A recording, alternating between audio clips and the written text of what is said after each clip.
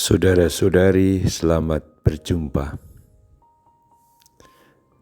Pada saat ini saya ingin mengajak Anda untuk merenungkan adorasi sebagai saat kita menyembah Tuhan Yesus yang menghendaki kita semua hidup dalam kekudusan. Santo Paulus berkata kepada umat di Tesalonika, yang dikehendaki Allah adalah supaya kamu semua kudus. Santo Paulus mengharapkan hidup kita menjadi kudus, artinya mengupayakan kekudusan. Dan itu juga yang dikatakan tadi, yang dikehendaki Allah, yang dikehendaki Tuhan. Sebenarnya yang kudus itu hanya Allah. Yang bisa hidup menjadi kudus hanya Allah. Karena Allah adalah kudus.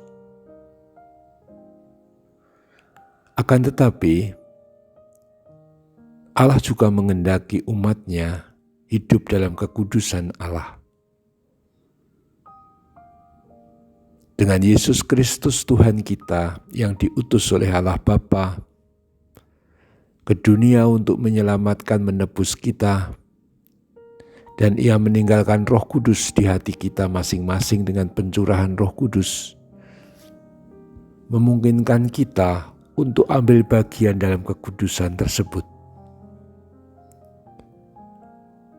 Jadi kalau Allah menghendaki agar kita semua menjadi kudus atau menjaga kekudusan, bukan suatu tuntutan atau permintaan yang aneh. Karena Allah telah memungkinkan dengan cara memberikan Yesus Kristus yang kudus, dan Roh Kudus yang dicurahkan ke dalam hati kita memungkinkan kita untuk menghidupi kekudusan yang hanya berasal dari Allah itu. Dengan sakramen-sakramen yang diberikan kepada gereja dan dilayankan oleh gereja untuk umat beriman kita semua, maka sebenarnya kita telah dijamin untuk bisa menjadi kudus. Dengan sakramen baptis yang telah kita terima, kita telah disucikan, dikuduskan. Segala dosa diampuni, termasuk apa yang dalam tradisi disebut dosa asal. Dosa yang menyebabkan kita tidak mampu berhubungan dengan Allah.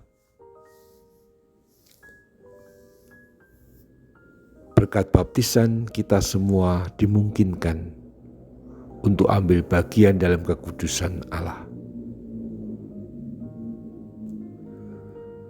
Akan tetapi dengan sakramen Ekaristi, dengan misa kudus, dengan perayaan Ekaristi, kita menjadi lebih dekat lagi. Karena dalam rupa roti dan anggur, hadirlah sungguh-sungguh Tuhan Yesus dalam tubuh dan darahnya yang kudus. Yang kudus hadir dalam rupa roti, dalam rupa anggur dalam perayaan Ekaristi,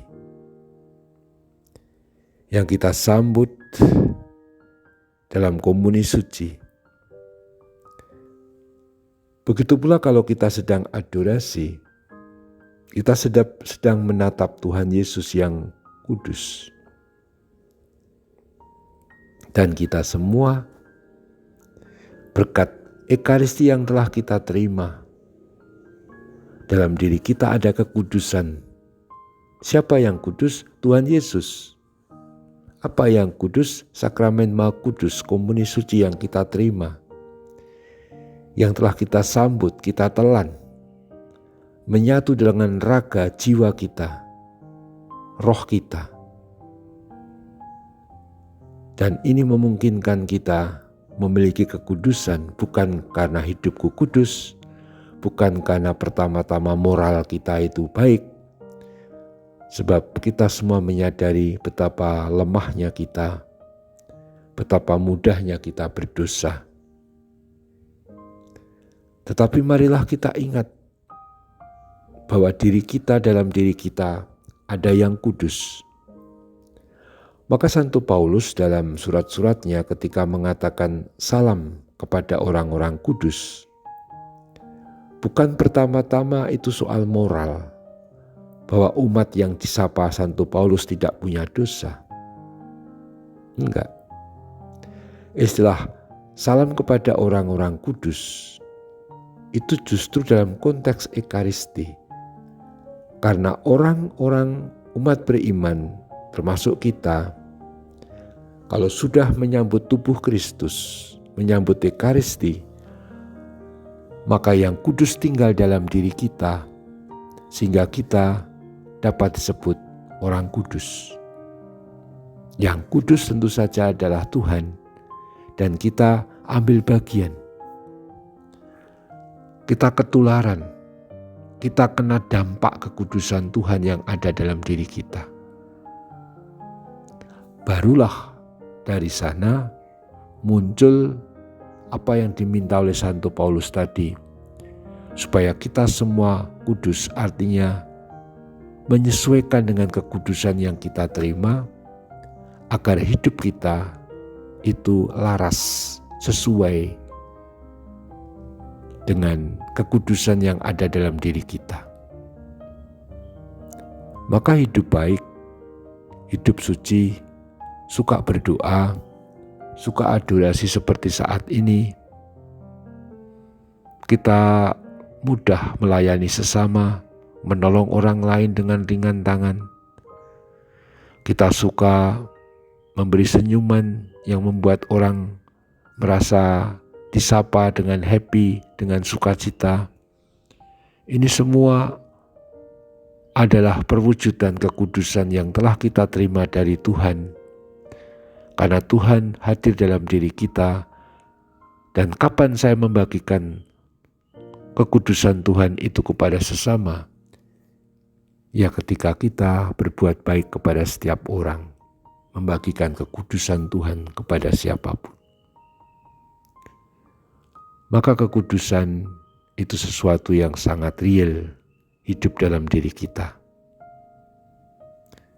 Marilah kita mohon kepada Tuhan Yesus dalam sakramen Maha Kudus, agar kekudusannya tinggal dalam diri kita selalu dan kita wujudkan dalam hidup yang baik kepada sesama kita. Terpujilah Tuhan kita Yesus Kristus untuk selama-lamanya. Amin.